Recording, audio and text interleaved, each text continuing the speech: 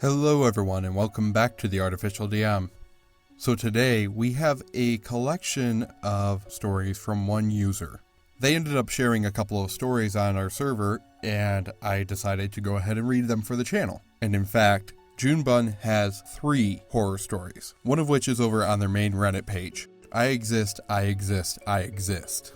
Let's go ahead and get into these RPG horror stories. Thanks again for sharing your tales, JuneBun. So, to set things up, I've been playing D&D for nearly 6 years. Up until recently, it was only in one group, which I do have my fair share of horror stories in, and actually posted one on RPG Horror Stories. That's where I found out about the Looking For Group subreddit, and where this all starts. I had found a DM looking for another player to join his campaign. It was heavy on magic, and I thought it might be a cool idea to play a non-magic focused class. My comfort zone is with human fighters. I know, boring. So I shot him a message. After I gave him my character concept, he told me it might not fit well with the party, but I can roll with it. I was excited for that. Personally, I love the idea of a party that can work together, but needs time to get along. We were starting at level 5, which is slightly important for later. I quickly made a simple backstory, which I'll give the gist of. My human fighter came from a poor family. Once he was old enough to work, he worked himself to the bone to pull them from poverty. Now that he's an adventurer, he makes sure to give any gold he makes to his family while keeping enough to stay alive or help the party. Pretty much, he was loyal, kind, and a hard worker. Though he did have his flaws. Flaws which I never got to roleplay. I didn't get to learn a lot about the party, but there were 2 tabaxi, one a warlock and one a cleric. There was a lizard folk druid, a gnoll wizard, and a dragonborn sorcerer. Because we were starting at level 5, and the fact I went variant human, I started with a feat, and took a feat from my stat up. I took Heavy Armor Master and Tough. I was going full tank. Most of the party actually had a minus to Constitution, and were pretty much made of glass, so it felt like it made sense to play a character who could take more than 3 hits without falling over. As soon as the session started and they found out I was playing a human, they kept going on and on about how boring I was, and how playing a human obviously meant I wasn't creative. I attempted to brush it off and kept moving forward, but they kept going on. And then they told the DM they were going to kill me. And we roll initiative. I will preface this next part by saying I am not smart. I am not good at D&D. I just understand how fighters work and how to deal with casters. They were just stupid. The wizard won out, but was too close to cast a spell without it being at disadvantage, and because he didn't want to have disadvantage, he instead came at me with his dagger. He hit, but with his minus to dex, he didn't do any damage because of Heavy Armor Master. I went next, and got a good hit on him. With my 2 attacks, I brought him down pretty quickly, which was honestly surprising. At the time, I knew a lot of them had dumped Constitution and had rather low HP, but I didn't realize how low until then. I'm not going to do a complete play-by-play on this, but he died because the cleric refused to heal him. The druid was the second to go down, followed by the warlock and then the cleric. I kept trying to keep them within melee range, and they refused to cast spells because they didn't want their powerful casters to seem weak by missing.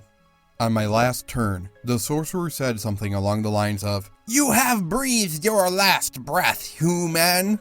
Yes, exactly like that. After, both of my attacks hit. Then he screamed at me and left the call. A few of the other players who had been silent after they went down followed, and I was promptly banned by the DM and told in a direct message that I should have just let them kill me. Am I the asshole? No. Just no. The DM here is the asshole.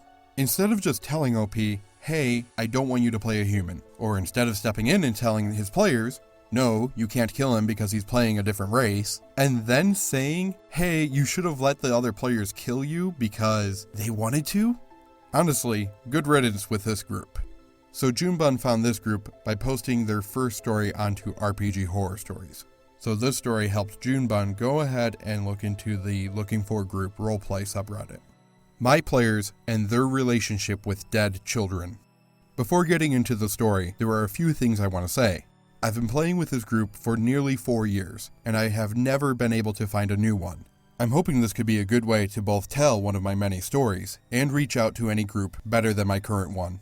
Near the beginning of the campaign, the players came across a group of poor children who asked them for gold. They talked it over and decided to give some to one of the kids. Later, they found him bruised and battered. The other kids had beaten him up and stolen the gold from him.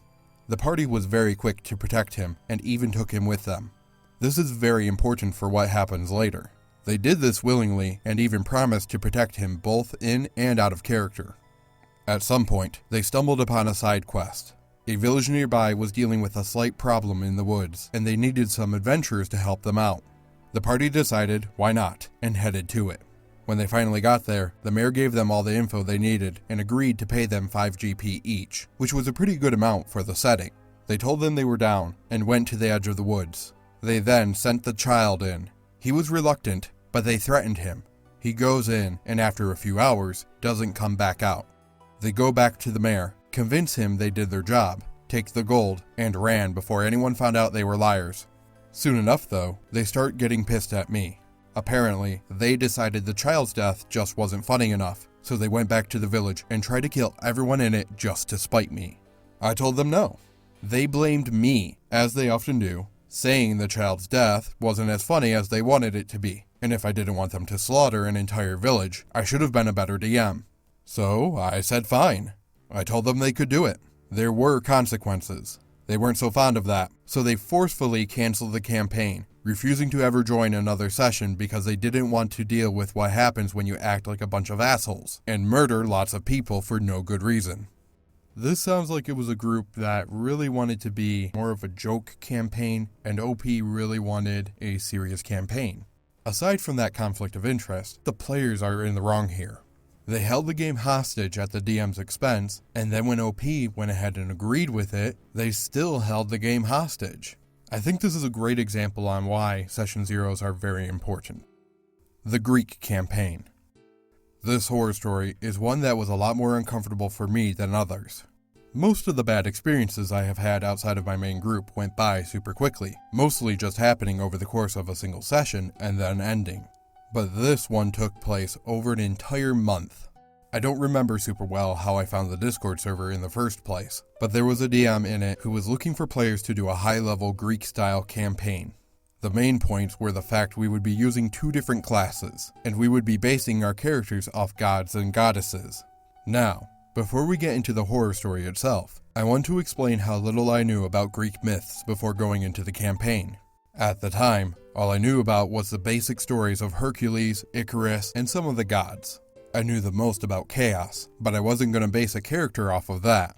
Even now, most of the stuff I know is knowledge picked up purely from Disney and Hadestown. However, the DM did tell us that, despite sharing the interest of our chosen gods, and being more powerful than most normal people, we weren't the gods themselves. He encouraged us to make them our own, which meant I could get away with having known not much more than what I could get from a very, very quick Google search.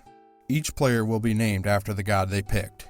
I wasn't completely sure what classes they went with, but there were some offhanded mentions of class features that gave me at least some idea.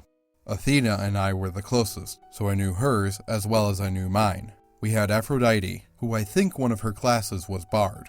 Ares, who may have been a Bard. There were some things said, but I'm not sure how many were jokes. Athena, who was a fighter ranger. Zeus, who was a paladin, and something else I can't remember. And then me, Hephaestus. I was a cleric and artificer.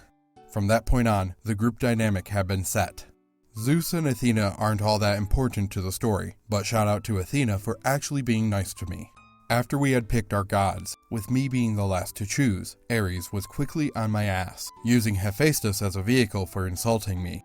Apparently, Hephaestus was ugly and kind of stupid, and the knowledge of that was constantly pushed down my throat. Every time Ares joined a call I was in, he would talk over everyone so that he could insult me. It was really annoying, and Athena and I would actually have to move into private calls to be able to talk about our characters. But even then, he would at me in the group with his insults.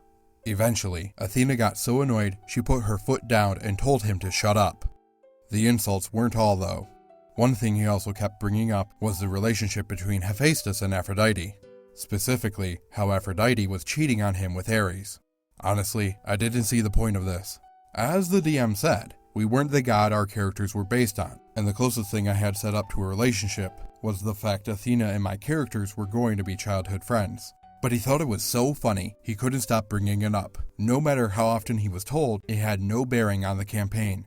Those jokes were what led to what happened next, and me not being there for the first session. Inevitably, I had gotten a message from Aphrodite the day before the first session. To put it simply, she told me that Ares talking about the relationship between Aphrodite and Hephaestus made her uncomfortable, and asked me to drop out of the campaign so she could enjoy it. While it made me feel really shitty, I agreed. I told the DM something had come up and I couldn't play anymore. He was very understanding. I'm not really sure how the first session went. Athena never really spoke to me after I left, and I never asked. Though, through context clues, I had found out the campaign itself didn't last long. I would rather not have to deal with something like that again.